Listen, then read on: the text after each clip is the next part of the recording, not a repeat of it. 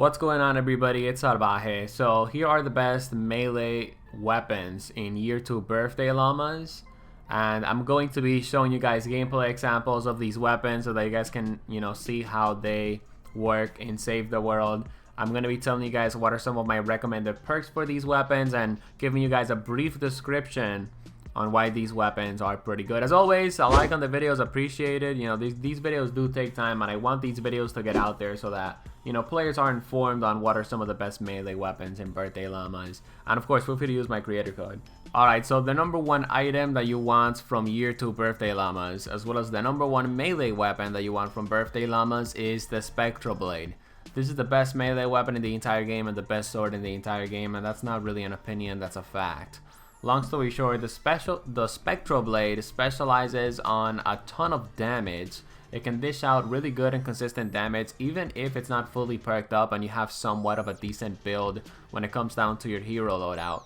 But if you have this thing fully legendary perked and you have a loadout that perfectly suits the Spectral Blade, and you're using Paleo Luna with the Spectral Blade, and you have an infinite slasher build with coconuts as well as Swordmaster Ken, this thing basically just becomes the most overpowered thing that dishes out damage in all of Fortnite Save the World, right? And I just want to put it in those simpler terms because, again, we want to keep this video straight to the point and there's a lot of more weapons to cover.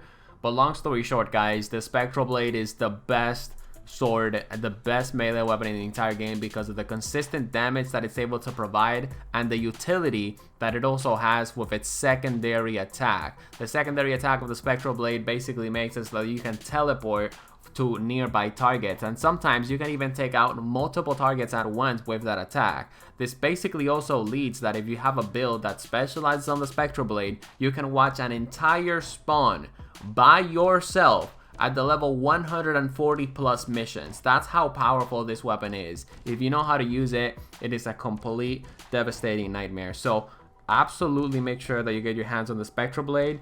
The perks that I like to run for my Spectral Blade is critical rating, critical damage, and attack speed, because I want my Spectral Blade to be good overall. But if you want to use it with Paleo Luna, you can even run double attack speed and crit rating. Long story short, there's a lot of perk variety with the Spectral Blade, so you can run multiple perk loadouts depending on, of course, the hero that you want to maximize the most. The next weapon on the list is the Smasher Basher hardware weapon, and this is just overall a really good consistent hardware weapon. Really decent impact, pretty okay attack speed. If you want to maximize this hammer, I would probably say go with attack speed, movement speed, critical rating, and attack speed. That's the role that my friend Binch has, and Binch is one of the best melee constructors that I know that play Save the World. So if he went with that role, you should go with it as well. And you should be having Snare on your 6th perk for the Smasher Basher. The next weapon on the list is the Sir Lancelot Spear. I think this weapon is trash tier when it comes down to melee weapons, but it fills a specific niche that a lot of players really like, and that's why the weapon has earned my respect.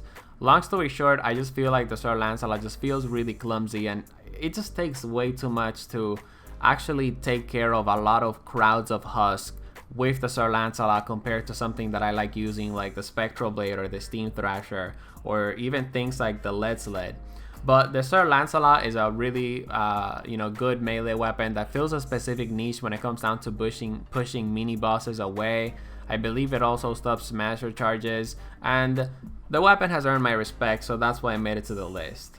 The next weapon that you want from your 2 birthday llamas is the fishing hook, but if you have the neon scythe from the base game, you're honestly pretty good. The fishing hook is just a really good scythe that dishes out pretty consistent damage. Slap a critical rating, critical damage, and attack speed on this thing and you should be Gucci. Next weapon on the list is the Corsair Sword. The Corsair Sword specializes on increasing pistol damage every time that you get a critical damage slice with your Corsair Sword. So if you're running the Jack's Revenge and the Corsair Sword, you could get a lot of value out of both of those weapons. But on top of all that, the Corsair Sword actually really isn't that bad when it comes down to a melee weapon, and personally, I have a lot of fun using it, and I don't really think it's trash tier when it comes down to other swords in the medium sword category. So overall, it's earned my respect and it's made it to this list. I like to run the Corsair Sword with double critical damage, critical rating, and movement speed, but there are a couple of other more effective roles that you can run with this sword. Next weapon on the list is the Steam Thrasher. This is a really good scythe. It has a heavy attack that makes you spin around in a helicopter type format, and you can like constantly damage a lot of husk. If you have specific builds that cater towards the Steam Thrasher, this weapon just becomes top tier and really helpful. It can also be used to push propanes out of trap tunnels in the endurance mode. That's what a lot of people are also using it for. I like to run the Steam Thrasher with critical rating, heavy attack efficiency, critical damage, and for the last perk, I want damage to snare targets and also Snare. The Snare is absolutely a must. The next weapon on the list is the Baron hardware weapon. And the only reason why I like this hammer is because you can put triple movement speed on it, and it basically helps you move really fast. So with the Baron, the perks that I'm going to recommend is the triple movement speed. Other than that, the hammer isn't really that bad when it comes down to damage values, and you could go for a, you know, an overall damage build or a crit rating, crit damage build with this hammer if that's what you want. But overall, I'm putting this weapon on the list because it's just a really good utility type weapon that's going to fill a specific job, and that job is the movement speed.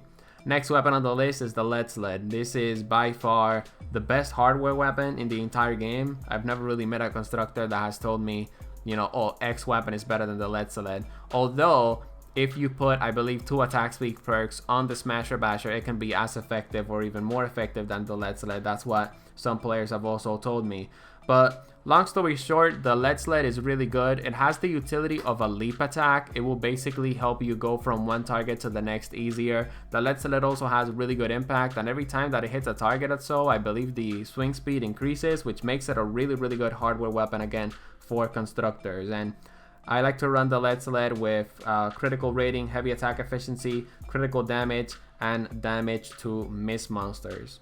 And last but not least, we have the Walloper hammer. This is a really good hammer that has really high impact, so it's really good to use against things like smashers, things like husky husk. You want the Walloper hammer with Snare in the last perk. You want attack speed, critical damage, armor, and damage to slowed targets. The critical rating on the Walloper is pretty good, that you can put Guardian Bull, I believe that's what his name is, in your hero loadout to increase the critical rating, and you know, the Walloper is going to become a really good a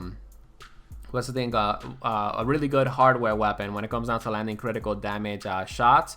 But I just want to point out, you can also slap a critical rating on your Walloper if, of course, that's what you want. So that's pretty much it. Those are the best melee weapons in year 2 birthday llamas. I apologize that I didn't do super in-depth breakdowns as I usually do when I'm talking about specific weapons, but these videos, we want to keep them short, we want to keep it informative, and we want to keep them straight to the point, so like that they're not too long. If you guys enjoyed the video, drop it a like. Hey, that would really help me out a lot. Use my creator code, and feel free to subscribe to the channel for more quality videos like this one. See you guys in the next one. Peace.